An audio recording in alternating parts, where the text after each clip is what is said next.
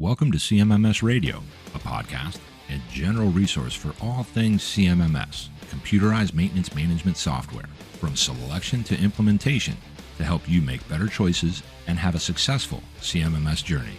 We'll bring in experts along the way to help us learn more about CMMS, facilities operations, and much more. If you need help with the CMMS project, send a message at CMMSradio.com using the What's on Your Mind link. Suggest a topic, share your CMMS story, or ask questions.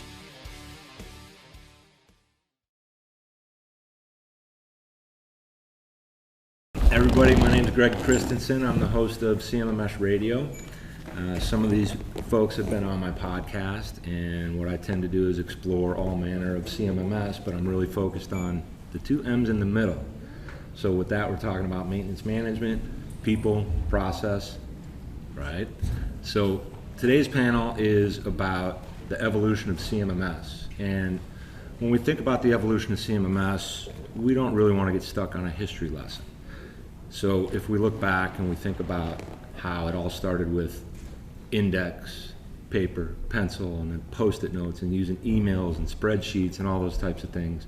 And now we're at this time in the last 5 to 10 years, and right now we have advanced technologies. But one of the problems with the evolution of CMMS is we as people haven't evolved to adopt and use the CMMS to the best way possible. So what we really want to get into is how that all unfolds, the people, the process, and how the technology sits on top. So what I've done, I want to run this like I run the episodes. So first I want to introduce you to our panel. We have Bryan Bieschke. He is the head of community and partnerships at UpKeep. We have Jeff Shiver. He is the founder of People and Processes, which of course is near and dear to my heart. We have Bennett Fitch, and a lot of you probably know him, but he is the president of Noria, and he's going to help us with some interesting aspects of how this evolution unfolded when it comes to lube, oil analysis, routing, and things like that. And then we have my good friend Joe Anderson, ReliabilityX. He's the COO, and all these individuals are bona fide experts in their own right. So what I try to do on the podcast is draw that out for people. So I'm not the expert. I'm just here to moderate and host and, look funny. So the first question, before that, come on in. This is easy breezy here. So, oh yeah, sure. Sorry about that. Do you want to move up? No? All right, so do you want me to reintroduce everyone or just pick up from here? All right, good deal. So first of all, this conference, I went to it in Orlando, now we're here in Chicago. This is the 26th annual Reliable Plant and Machinery Lubrication Conference and exhibit. So I'm really happy to be here. We're gonna jump in right away with some questions. The first question that I have is gonna be for you, Bryan. Right on. And you and I have talked a lot about this on CMMS Radio, where the evolution of CMMS, we can see that we're kind of maybe stuck between Industry 3.0 and 4.0 and towards 5.0. But in that whole evolution, culture, people, process, leadership, all kinds of gets in the way when it comes to adoption. Where do you see that unfolding in your world? So I'm a younger guy. I started using a maintenance process function in the military. We used to use MAFs in the Navy, maintenance action forms, which were literally just a really, really simple computerized work order management, right? That was it, right? Inventory, work order management, that was it. When I got out of the Navy, I started working for Caterpillar, and I started using a little more intricate work management system, right? But I always saw that the lacking identifier was the utilization of people, the people doing the work, the people leveraging the system, having a say in the implementation or the selection, right, or in the bigger picture of how the CMMS would function. But as I started to get into leadership positions and I started to build out my own maintenance organizations, I started to really look at where am I, right? Where do I want to be? How can I get there? What is the progression to get to those things? And I found that when I was implementing two different types of CMMS, two different companies. Bringing that frontline workforce into the mix, bringing the planners into the mix, bringing the operations people, bringing the safety people, the finance people, all these people together, right? So that we can start looking at how the CMMS is going to work for us now, but also as we grow, our potential scale, all the potential changes that could happen within the business. And we're looking at that from holistically, from all the different departments and organizations. So bringing people into the process and having everyone's voices heard allows us to better prepare for that scale, but it also gives them the input to express their concerns, right? And if you make good on a lot of those concerns and those things, those people are more apt to adopt the system because they've had a hand in it, and they've had a chance to be a part of it. And we all know whenever we're a part of something, we're more inclined to see it forward and see it be successful. So I agree. And I'm not just here to agree, but we talk about this all the time, and it always comes back to the people. So I'm always going to keep mentioning that during this panel. So I want to ask Joe, when it comes to not just what Bryan said, but you and I have talked about how this evolution has a lot of moments filled with the idea of magic silver bullets and unicorns. And I just want to kind of kick that right over to you and see what you have to say about that. How deep do we go? Well, the first thing is we're great at innovation and coming up with new things. We're very poor in implementation. Very, very, very poor in implementation. And so it's really easy to get people excited about the next shiny thing and the next flavor of the month and those types of things at times, but then there comes a point where we've heard it all before. Yeah, okay, new CMMS, blah, blah, right? That same thing is, if the culture isn't in place to utilize it right now, what makes you think getting a new one, people are going to utilize it? And then is it user-friendly? What's the thing that keeping people from using it? Does it take me 45 minutes to put in a work order for 15 minutes of work? Am I getting the efficiencies that I need? So there's a lot of those things. And who's to blame for that? There's a lot of variables. But if we don't focus on doing it correctly, what's the point in doing it in the first place? Because somebody said you should have one, so we put it in. I mean, you have this piece where IT limits your capabilities. You have a piece where management doesn't want to pay to have the bells and whistles to make it user-friendly. And you have some companies that do the implementation that fail at it. So you combine those three.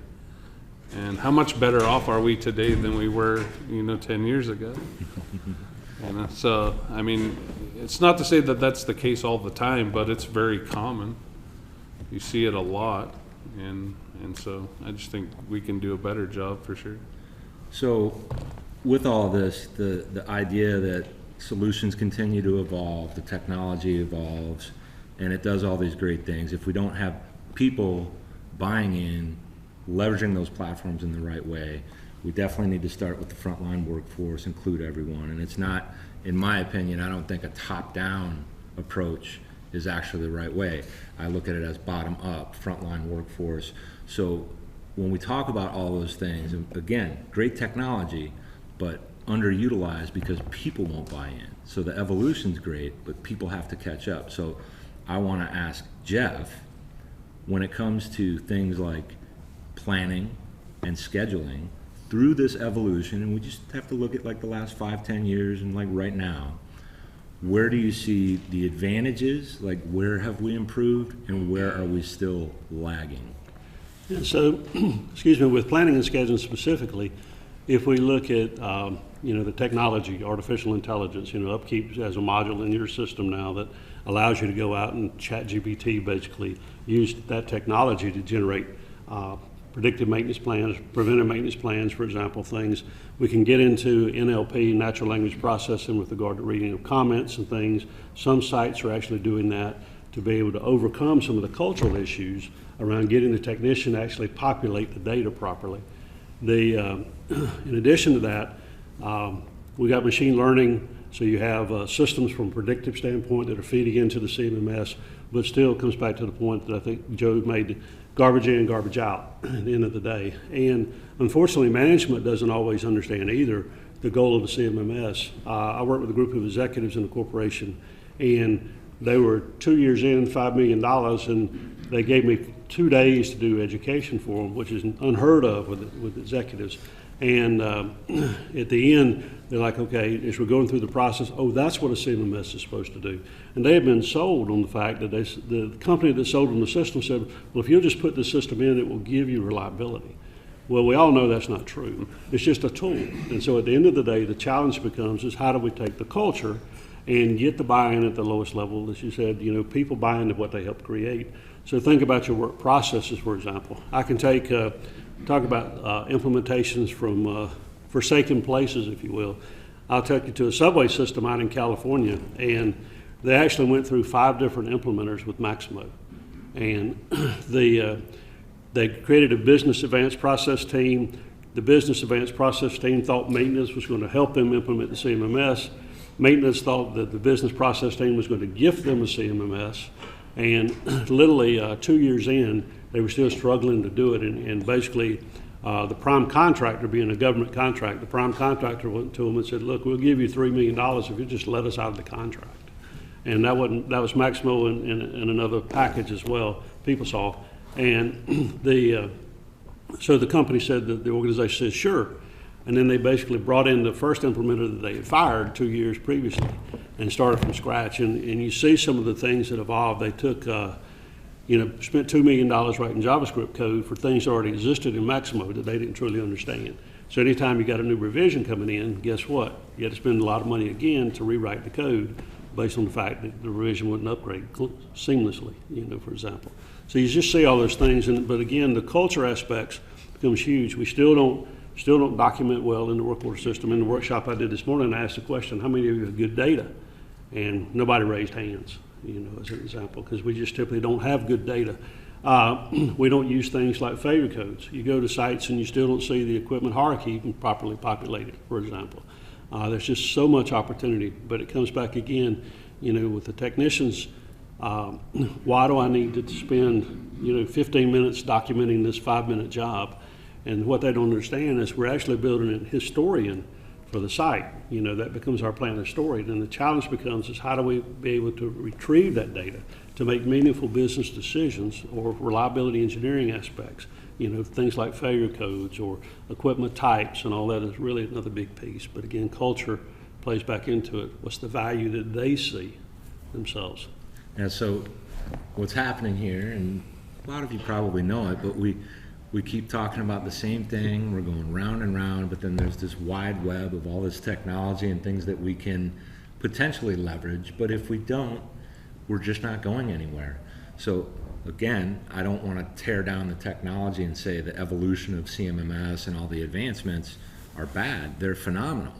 But if you're not on the right steps of your maintenance management journey, then you're going to struggle to adopt. You might bring in technology that a company sells you, because that's what we do when we have companies and software. We sell that software, and then you're stuck with it sitting on a shelf. People aren't adopting it. So now I want to ask you, Bennett, when it comes to, so one of the things that's important about reliability is when we look at things like lubrication, oil analysis, and it's often overlooked, and it's also an area within plants where you can actually get maximum impact if you want to drive more availability of your equipment assets, right? So for you, Bennett, have you seen in the last, let's say, 5 years, a more common adoption of those practices when it comes to routing, looking at your lubrication, really analyzing it, doing a better job there, as it relates to CMMS being part of the maintenance management overall kind of development over these recent years? Yeah, and I think you guys hit it on at some points very well. I mean, Joe, you mentioning how implementation is the hard aspect of that.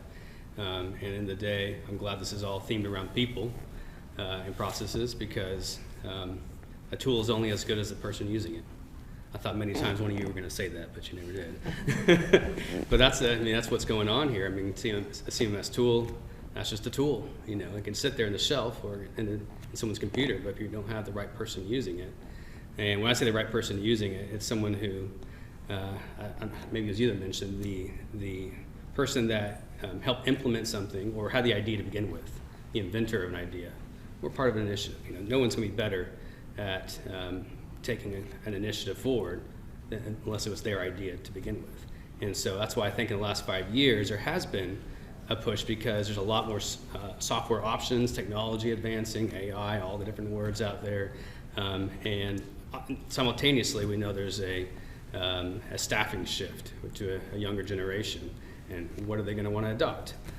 Technology, the things they're used to. And so it's not just saying it, it is that being the case. And if they're the one that is spearheading those changes at their facility, and everyone else around them has been there maybe for 15 or more years, they're going to be excited about being part of a movement. I mean, think about it. I mean, Rich, for example, who's going to be better at talking about grease sampling and grease analysis? No one's better than Rich right there, because he was part of the inventions of how to take a sample and how to do that. Yeah. But that's at a larger scale. Think about it at an individual facility. There's no one better than a young person coming in who's fresh with ideas, whose understanding of technology better than the majority at that facility, and able to adopt it. And lubrication, gosh, it's one of the oldest things you can do in maintenance. It goes back to the beginning of anything moving relative to each other. Yet we still struggle with it. So they could see that as an opportunity, something so fundamental that most people overlook, which is, of course, what Noria tends to take advantage of, or help those in the facility take advantage of and maximize. Because if you do that right, there's huge opportunities. And it's really only the last 10 years that I've seen software, a CMMS or something that will help support a CMMS the right way to focus on lubrication, because it's not a one-size-fits-all.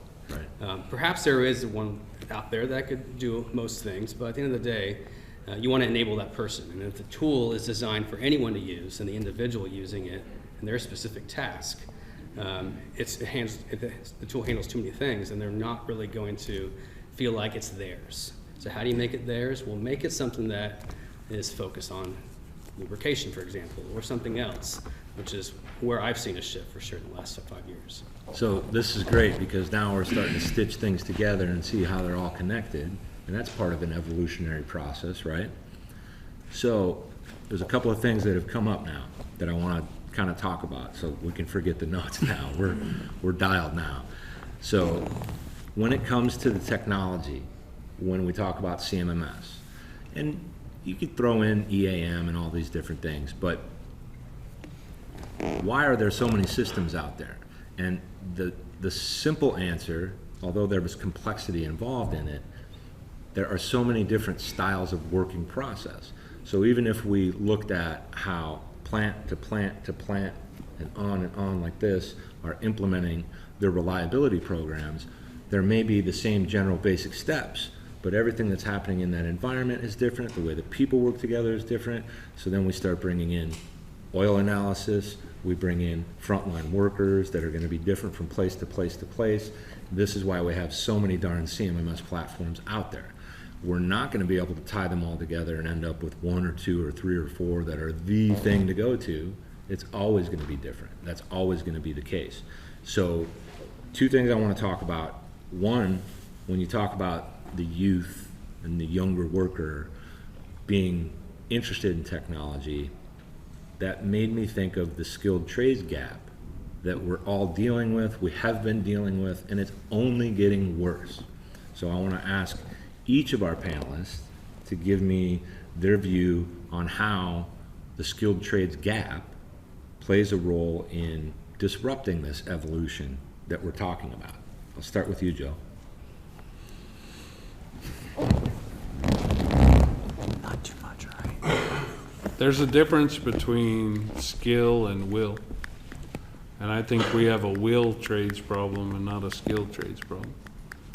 And that our focus isn't on skilled trades, our will is somewhere else. And we do a poor job at the PR side. We did a really great job for years on the PR side of having to have a college degree for everything. To the point now to where it has such a negative stigma on the trades, because we say Is it higher education? Or is it trades? And you used to see the posters. I know growing up for me, a poster, here's this guy with his degree, the sun's shining on him, the world is great. Here's a guy that's an electrician, he's down in the dumps, like his life is worthless and it doesn't mean anything. And that's how it was marketed, right? And so higher education was very successful at campaigning. The problem with that we're facing today is now the market's saturated with worthless pieces of paper and no skills. And the thing that's always frustrated me, being a maintenance manager for so long, is the people that would tell me I wasn't qualified to run a maintenance department because I didn't have a piece of paper. Although I had turned around many organizations and done it for years, I would still get letters from corporations telling me I didn't have what it takes. And so I think we failed on one front from a PR perspective, not uplifting the trades like we should. Number two, let's do a little test. Let's take away all degreed professionals today. Will our society still function? Let's take away all the trades and tell me if society will function. So which one is more important? A functioning society or people that want to think they're smart because they got a piece of paper? Mm-hmm. And we have severely failed. We have failed tremendously. And now everybody wants to be an influencer because you can make money doing nothing. Right? And I mean, that's why I say I think we'd be better off doing TikTok dances up here. At least we could, you know. So yeah, I think we have a will problem, and a lot of that's because we've done a poor job on the PR side, letting people know what the trades are. I think people would be interested if they knew, but also it's a status thing. Mm-hmm.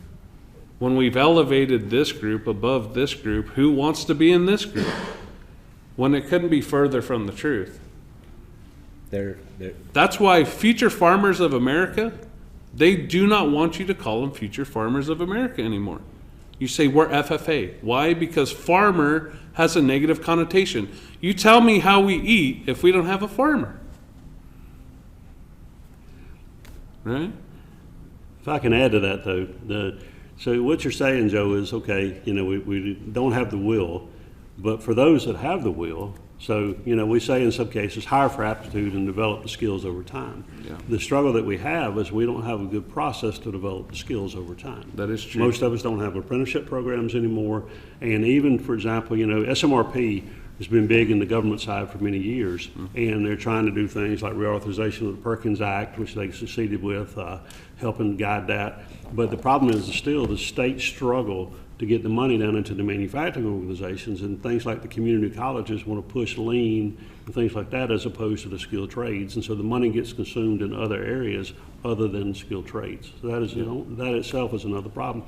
In addition, one of the things that you didn't mention was the fact it's not just a will standpoint, there's a reduction in bodies. And so if we think about it, by 2025, I used to talk about this and it was only, you know, it was far off in the distance, but now 2025 is next year. And all the baby boomers are eligible to retire, you know, so you lose 80 million people out of the workforce and you only come back with 40 million, and only 20% of those have any knowledge-based skills. So what is the progression path to take people from an entry-level role and develop them into a skills trades?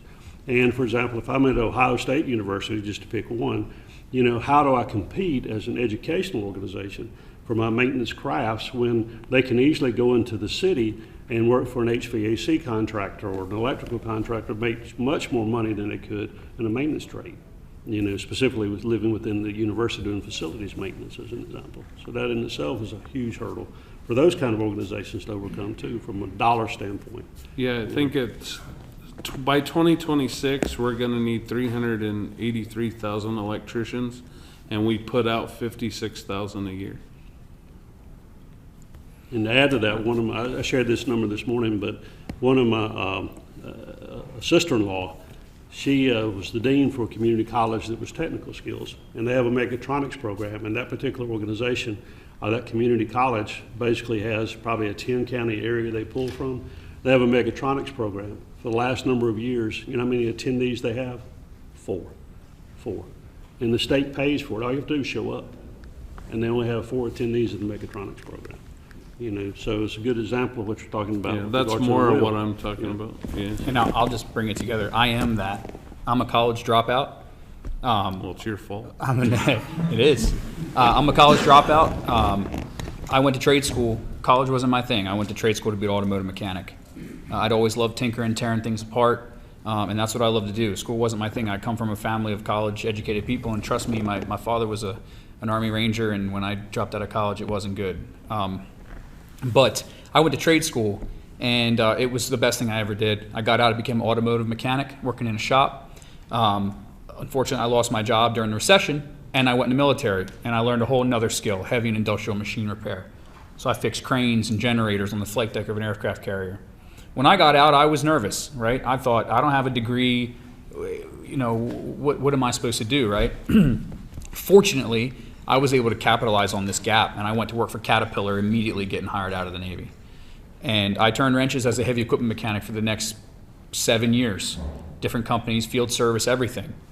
And eventually a company took a chance on me and asked me to be their maintenance engineer, which was really just to standardize the non-existent maintenance processes that company had. I wasn't qualified. I didn't have a degree. I doctored up my resume, made it look as good as I possibly could, and I got the job. And it wasn't about that. It was about the action. And, you know, what I'm trying to say is that, you know, there's no substitute for the work sometimes. Sometimes you just got to do the work. And when it comes to CMMS should enable the way the work is actually functioning, right? And then we optimize from there. But, I mean, I've held all different types of positions, heavy equipment mechanic to director of maintenance and reliability, all without a degree. And if anything from this is that anybody listening, you can do anything. And while I'd love to have a degree, and I admire a lot of engineers and people on this stage, it just wasn't in the cards for me. And I wouldn't take it back. I did what I had to do, and I'll tell you this, I still turn the wrenches to this day. It's my passion. I love it. I think the whole point of what we're saying here is that that degree isn't necessary. No, understood. Yeah. I'm just saying it's funny that we're talking about that because I took that very path. I dropped out, and then I tried to make the best of it possibly as I could. So Joe, you said we fail. Well, we're also right there behind or in front of it saying we can be the solution. Yep. You know, when I see it from a perspective, of course, of lubrication, but that ties to a lot of things that we talk about here. And many of you know that I was exposed to tribology and lubrication at too young of an age. So growing up, I was like, okay, I'm going to go to a college that teaches me more about lubrication because I liked it. I'm interested in it. It's exciting to me. And so that's what I did. I did get a mechanical engineering degree at a school that's supposed to be one of the top 2 in the country, at least, for tribology. You know how many times they talked about tribology or lubrication over 4 years? Probably about 1 or 2 classes, so maybe a couple weeks. Have they actually discussed anything that was relevant until well, it doesn't matter. But my point is that just a mechanical engineering degree, how do machines run without thinking about the lubricant, right? Yet it wasn't brought up. Why? Because maybe it's the marketing you mentioned, that why do kids go to college? They want to learn about bearings. They want to learn about deformable bodies and statics and all these other things that sound cool, not lubrication. So lubrication in our industry has a sexy problem, as they say, because it's not sexy. I say it's our opportunity to solve it because while we see the problem, anyone who sees a problem knows that they can jump in and be the reason for solution for monetary gain or for just supporting someone. And coming out of college and going to Noria, of course, I became an instructor for the last 12, 13 years teaching lubrication. And I tell people that, you know, anyone out there who's an engineer and you're trying to handle lubrication, an actual degreed engineer, how often was lubrication mentioned? And once they realize there's that gap there and they go through the course, that we're teaching people the trade of lubrication and to several degrees, and oil analysis to several degrees. And we enable them, we're teaching them. So it's our responsibility to get people excited about that, because if these degrees don't provide it, then it's up to us. So everyone who's here as part of it is teaching courses, and there's several in this room, then let's be the solution to this.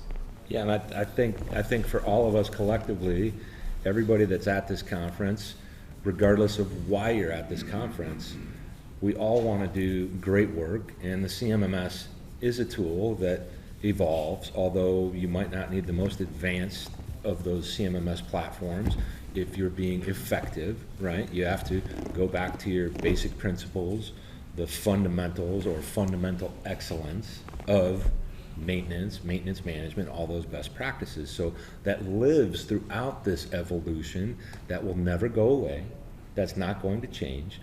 And the reason we want to talk about all these things, especially when we get into how it's being done, why does it really matter, how do we connect this to the business, how do we connect this and include the frontline workforce, how do we get younger generations to be interested in the trades and be ready and available for maybe the next silver tsunami where all this great knowledge is going to leave. And you talk about the CMMS evolving into being the historian of what we're doing, what we have done, and those two things matter for informing our future as far as how we're moving through the world, because maintenance is actually, in my opinion, all about that. You said it, if we take away the tradespeople for a day, we would never recover from that. We wouldn't see it in our lifetimes, and I think that's a fact. I really do. So we're getting kind of down to limited time, so what I want to really do is see if any of you have anything to say about what we've gotten wrong in this evolution. So one of the things that I'm always trying to figure out is, we know the basics, we know we need to do those really, really well, but through this evolution and advancement of the technology, have we lost something? And have we gained something? Start with you, Bryan. So I would say a mistake that we see often, and I'm not just speaking from CMMS standpoint, I'm speaking from initiatives in general at all levels, is a push based off of buzzwords or an idea that someone just thinks up, dreams up overnight, right? And it generally, I'm not going to say every time, it generally comes from the top. Someone goes, hey, I talked to another business owner and they're doing some new crazy thing, right? And like, we want our team to do it too. Meanwhile, the technicians don't know what a torque wrench is, and they don't know that rotating assemblies need to be balanced, and that there's different types of electrodes for welding, right? So you get these mixed or offset priorities, in my opinion, where you just get this push from people who've maybe never done the work, right? And they don't understand, or they don't have an intricate understanding of the way work is performed at their facility or whatever. But the push never stops. And then they wonder why they're not getting the things that they want from that push. And in using CMMS as an example, you know, CMMS is, as Jeff said, it's a historian, it's a work process management, right? It's all those things, but we are the input to a CMMS. A human is the input to a CMMS. Yes, you can connect sensors, but a human is the input, and the data that is derived from that CMMS is the output. And we get it wrong because we get pushed, well, some organizations get pushed top down, and it's not organically brought up, people aren't brought into it, and we're not leveraging the knowledge we already have. I always say that, like, go out on the plant floor, the answers to your problems are out there. You just have to be receptive of them. And you have to get up and go see what's happening, and then try to derive with communication, with bring people into the process to solve this problem. But I would say for me, I see a lot of the top-down initiatives, right, based on predictive, AI, you know, all these words that everyone throws around, and they don't know what a 16D sinker nail is. It's just my opinion. Me neither. Joe, what do you got to say about that? What have we lost? What have we gained? I don't know if we've lost anything. I think timing is important. Maturity is important. But gaining, you think 1970, the amount of information we had pertaining to maintenance versus today, there's a plethora of knowledge. So we've gained. I think the loss is are we utilizing the knowledge that we do have? You know, and then, like I said, when it comes to implementation of CMMS, I think it's more around timing and maturity.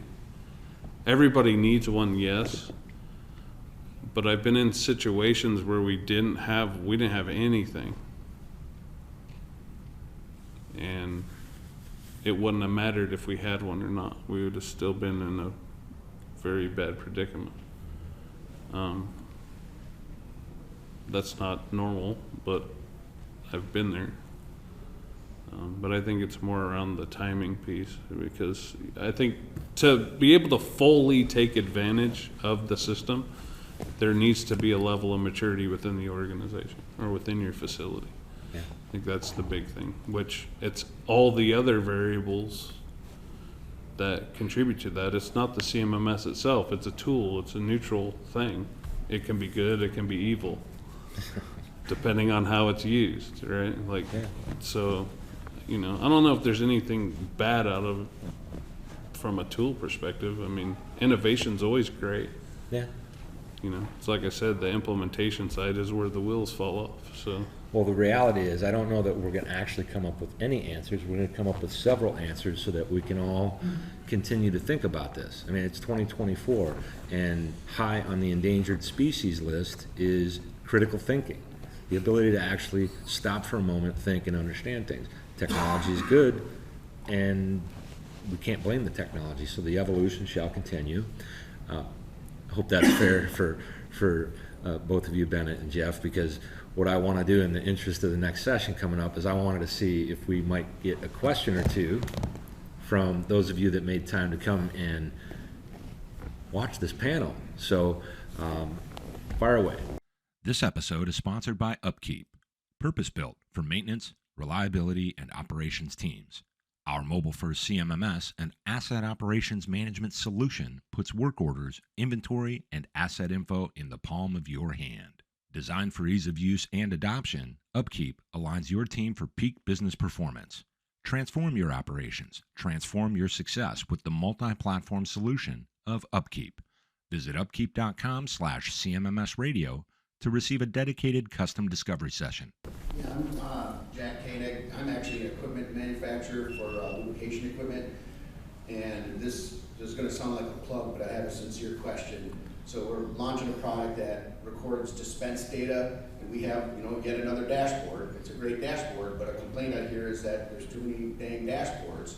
So I'm curious about, we have an API layer that can export data to other programs, and is there a common language that CMMSs usually speak that I should be developing towards, or am I going to have to pull every single one of these companies and make a separate interface for every one of these? In America, it's English. I was thinking Excel. Excel. Yeah, we already have Excel exported, but I'd like to make it automatic so people don't have to, go and click buttons themselves. So, anybody know? Well, that's one of the, I can say this, is one of the biggest struggles we actually have in a lot of ways, is because, literally they're every way to Sunday, that anybody can decide to develop something. We talk about all the different programming languages you have. We can go to ChatGPT and we can, GitHub or whatever, GitHub, and generate code, literally. So it's a freelancer's paradise in a lot of ways. So there's really not a good solution for you with regard to that, other than having the flexibility to be able to adapt. I'm dealing with this now with some clients, and part of what they're trying to do is take that information like you're talking about and basically pump it into the CMMS, trigger alarms and things. And what I'm finding is, or what they're finding, I should say, is that they're wanting very specific things. And the problem is the CMMS companies are thinking, okay, how do I write this once for many as opposed to write it once for one? And that's where they're running into a problem. It becomes very challenging to do it. And I obviously can't speak for every package, but that's a typical issue that you're running into, is there's just different structures, different table structures, different everything else. So the short answer is I just need to dominate the market, and then everybody has to write it for me. Most are going to tell you that they have a crazy open, everyone's got an open API, right? And then they are going to dictate how that API is written between your organization and theirs. Right. And I don't know languages like that, but I know that they use different ones, but all of them will tell you that they're completely open. So it's tricky.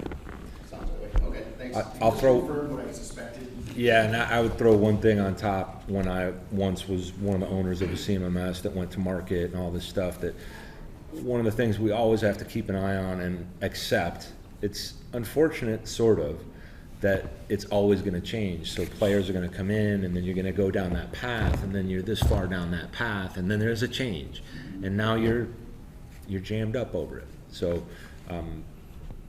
that's the interesting thing about this topic. It gives and gives and gives, but we still have to kind of keep collaborating. So it's tough to really pin it down.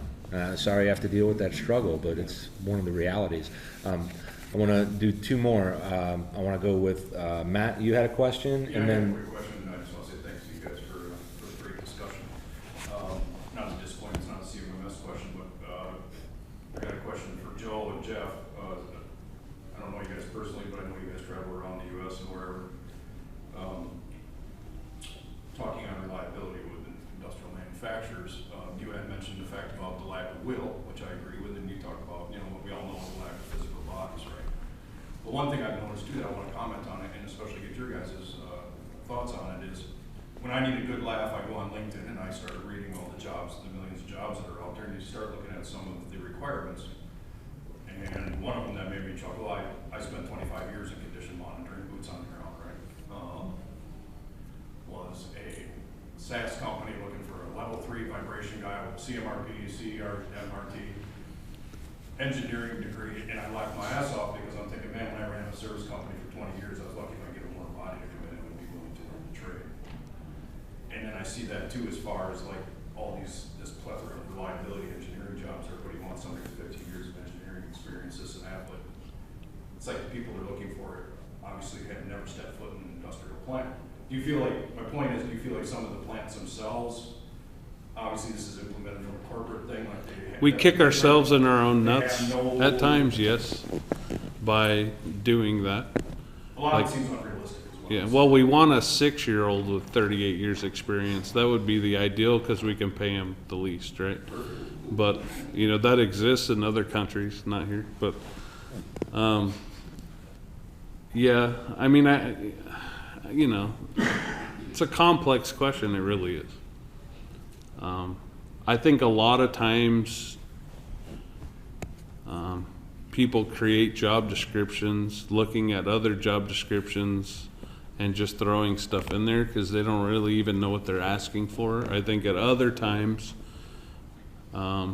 we have an expectation, but it's like trying to find a unicorn, so I don't know. I mean, there's If I can, sorry, I don't mean to interrupt, but you mentioned earlier that critical thinking is what's missing. You mentioned it, sorry. Yeah. And how do you put that on a job description? I would love to. I do a lot of interviewing for people at Noria, quite a bit in the last several months. And we got to put some things that are the typical this and that with this amount of years and that. But really what I'm looking for is critical thinking, or people who have maybe have excellent memory and know how to use their memory the right way. That's a skill that people don't realize if you have it or you don't. Maybe it's not a skill; it's what you're born with. Well, they'll say soft skills, right? Yeah. We need soft skills. I hate that term anyway because those are the hardest skills. Mm-hmm. Even though I get why they call them soft skills, but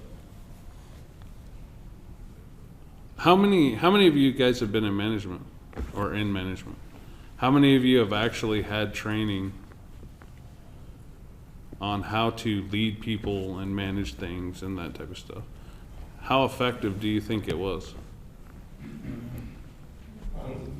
I was in the military too. I think there were some good things that came out of it, but overall, no, it's more of on-the-job experience, on-the-job experience. Like if we had to plot the rise and fall of leadership over time, do you think we would be higher on the spectrum of leadership or lower where we are today versus say 20 years ago? You think we're great at it, or? I think it's different. The world's You different. said in your speech earlier, Sure. you're talking about how you failed, right? And I think that's what's lost in a lot of the real conversations. You want to follow someone who's failed, who's had a stressful journey, who has a hypertension issue, dealt with some cursing out, firing, because those are the ones that, if you're not tested, I think that's what made me listen to your whole story, because you want to follow authentic people. I don't think that there's enough of that. Yeah, well, in that I think is created through the environment we have today. I think social media plays a role in that, right? There's a lot of that, is that vulnerability. We want to be seen as perfect instead of being vulnerable and opening up about all the mistakes we make. And, you know, I mean, how do you raise your kids without admitting you've made mistakes, right? But now we have the standard of perfection because everything's a facade. You see somebody sitting on the beach going, my new life, and then the real picture is he's in a construction park sitting on a pile of sand with a towel laying out, right? It's all fake. But we buy into this and believe it, and so you have that expectation to live up to. So we're really afraid to admit we made mistakes. But I know these guys, we've done it all. We've screwed it up. I don't think we'd be afraid to admit it, right? That's the great thing about this community, though, is we're willing to have those conversations. But will I have that conversation in front of my senior leadership team? That's If my team messes up, yes, I will have that conversation, and it'll be my fault. But that's your military. Extreme ownership, right? Yeah. That's whatever that is. I want to Stream or servant, either way you want to look at it, it's the same thing. If I could comment on your critical thinking, my wife and I are both flight instructors on both sides, so, and we see a lot of different students come through, a lot of different capability of learning, acquiring knowledge. And one of the things that we've noticed, and I was on diesel advisory board for 2 different colleges, 2 different tech schools, and a lot of it is the mentality of learning has changed. And I would say that even to a point where technology's had a negative impact on that, because there's no longer the need to retain knowledge, there's no longer the need to learn it because of how available it is. GTS. And so, right. Google my wife, that. for instance, she had one student that required a lot of extra hands-on training because he didn't have the skills when he got out of high school to retain knowledge. And some of that, I think, was, during the epidemic, we had that year that kids were off school, everything was at home, everything was on the computer. And so I even had some interviews with some kids at one of the tech schools. The instructors turned me loose with the students for an hour. And at the time, I was shop manager for a John Deere dealership. And not one of them asked me, what does the job pay? All of them were concerned about the quality of life. So playing into the will piece of what you have going on, they're more concerned about the quality of life. Aviation industry is the same thing. Everybody hears about the shortage of pilots that's going on right now. Nobody wants to bump to captain because they go back to the bottom of the seniority list. So we have a glut of first officers that are happy with their life that don't want to take 3 times the pay and 3 times the headache. So the quality of life has now become part of the standard for these jobs. When you look at the trades and the things that are happening out there, people are, they might be more inclined to do it for the price point, for the money that can be made. But the younger generation isn't so much concerned about price or money to be made as it is quality of life. Yeah. But there's a dichotomy with that, right? Because as CMMS, as maintenance and reliability professionals, our job is to reduce risk and variability and increase standardization, right? So if you think about it, yes, they're learning less, and you're saying they have access to all this information. We want to write the best job descriptions. We want to write the best task lists. We want to write all the things so that the person that receives that job plan, they don't have to remember any of it, right? We want it to be detail-oriented and so they can effectively do the job efficiently, and I can hand it to you, and the result will be very, very similar. So it's hard. It's a hard thing to navigate because working in heavy equipment, I know I can go on Cat Sys and I can look at every teardown, torque spec, everything I want. I don't have to remember any of that. It's different when it comes down to corrective, troubleshooting, and things like that. That's where the critical thinking and all of those things come in, whenever you're dealing with an anomaly. But if you're talking about planned work, in my opinion, you want it to be, you don't want the person essentially to be looking for all this information. You want it readily available and at their fingertips, right? So it's a weird thing. It is. At the same time, we're pushing people out of skilled labor. Are they getting the right information? Right. Google how to lubricate a bearing. This is all good stuff. Type it See, into this YouTube. is, now we can keep going. Anybody want to stay for a couple more hours? I want to make sure we get Rich's question because I saw Rich raise his hand. So, because we've got a couple more minutes, what was your question? Sorry about that, guys. It's funny how CMMS has become like we're going to solve all the world's problems, but really it helps us understand that it's not the technology, it's all these other things. It's leadership and readiness of the workforce. In the 1990s, I was in the maintenance department at a power plant, and I was tasked with doing an RCM program or an RCM activity on one of our systems. So I got into our mainframe CMMS system to look at the history of the work orders. And what I found was entries like 2 men, 3 hours, broke fix. There was no data there, right? So it doesn't really matter how the technology is, because if the valuable information isn't being entered, then it doesn't have that historian aspect that Jeff was talking about. But I dug into it at the time, and I said, why is this like this? And people said, because my supervisor comes to me and doesn't ask me, how well did you write your response in the CMMS? He says, how many work orders did you get complete today?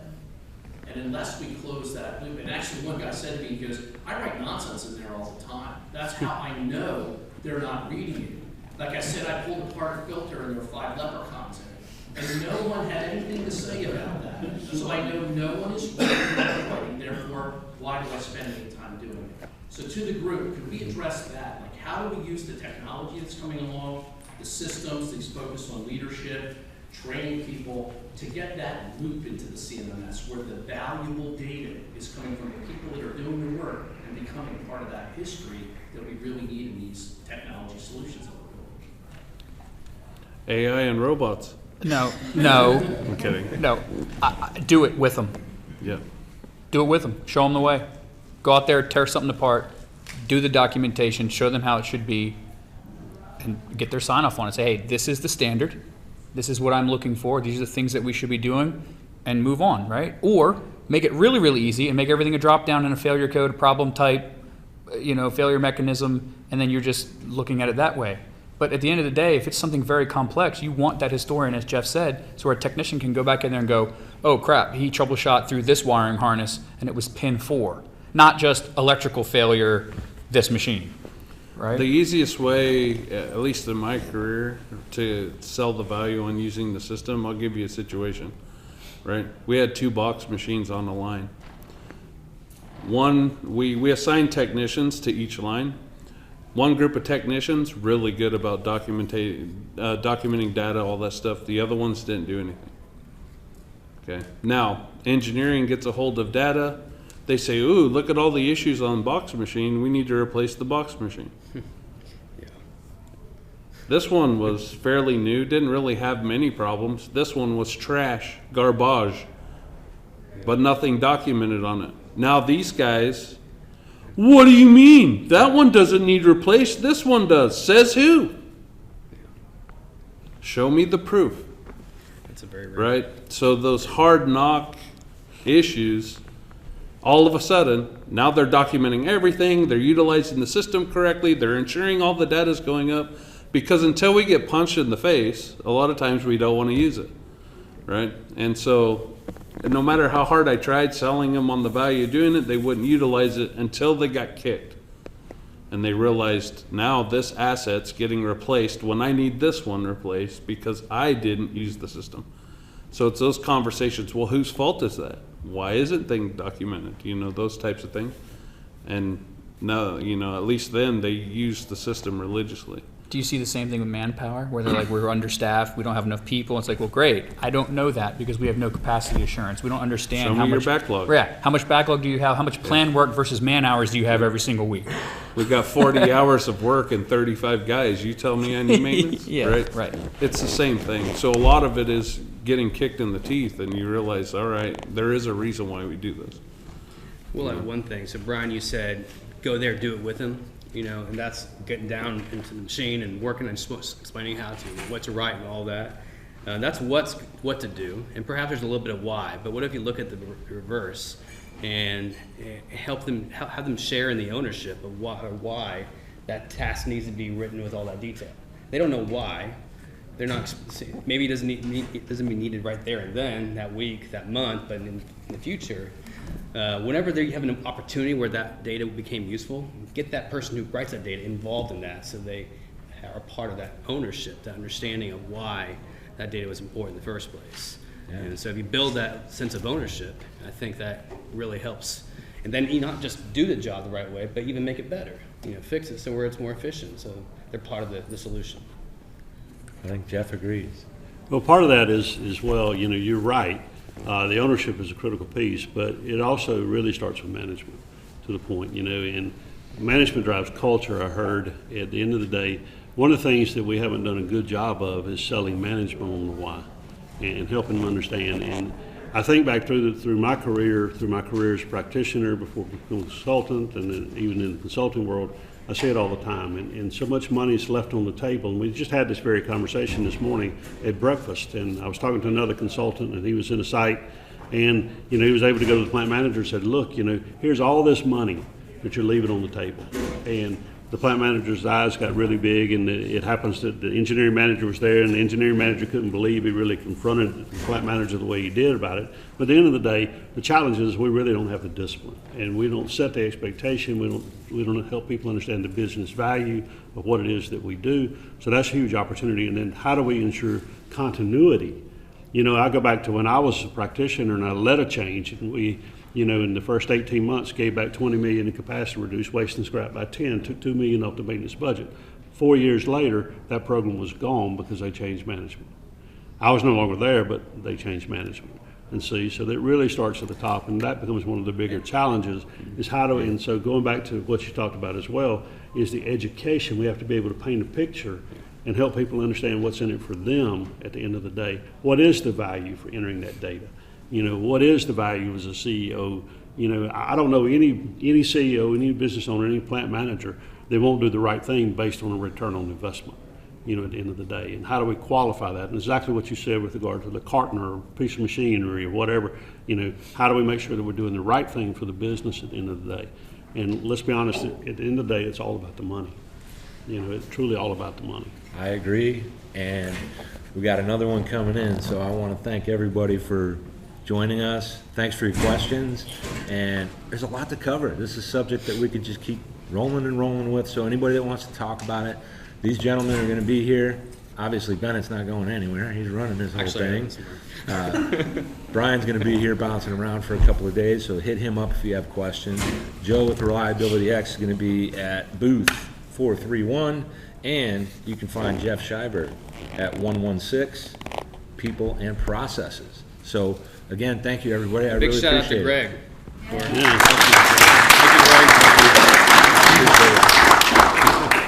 Thank you everyone.